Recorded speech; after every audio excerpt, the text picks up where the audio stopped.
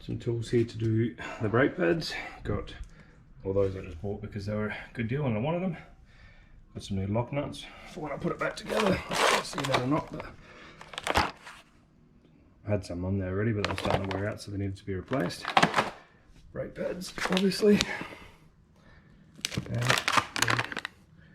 the piston caliper tool. Let's get into it. So I'm in the process of changing the brake pads. Cat's helping. Tex.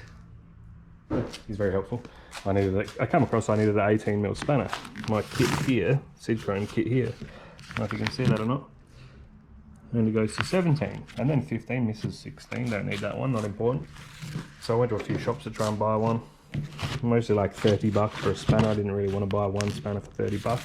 So I thought I'd try our local cash converters, which I normally don't rate. I think they rip off the, they rob the seller and then they rip off the buyer as well. But what I found was this little bundle of tools here for $10. So we'll open it up and see what's in there.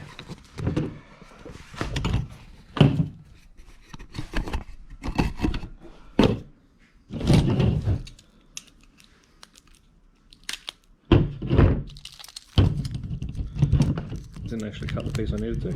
Rookie. So, some old ones, some new ones, but there's a 19.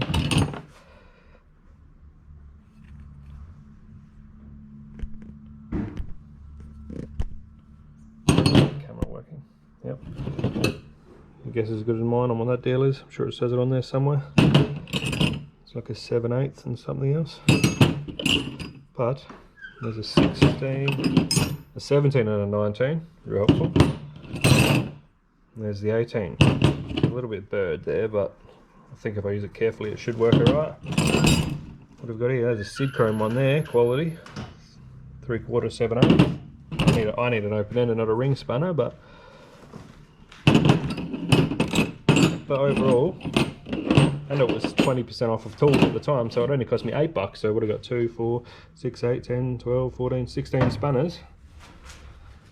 Look at this old one. I don't know if you can see that or not. 14, 17. It's a weird combo. Got a tiny little 7mm, 3/4.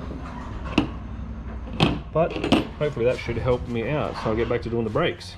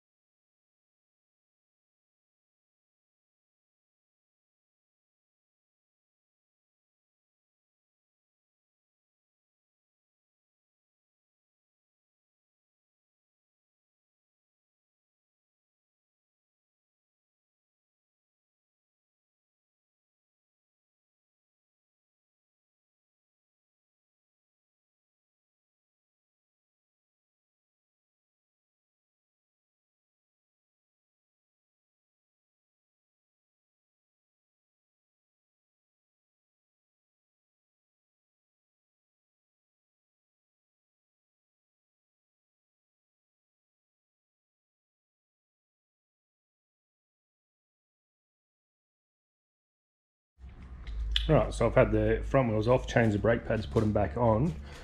I was showing with some of my stuff earlier that I had some new lock nuts here. So the reason I had bought some new lock nuts, I've had these wheels on here for about, I don't know, five years or something, I think. And I always had these lock nuts on here. And I don't know, these are the style that I had before. And so this is the tool that I've got for it. And as you can see,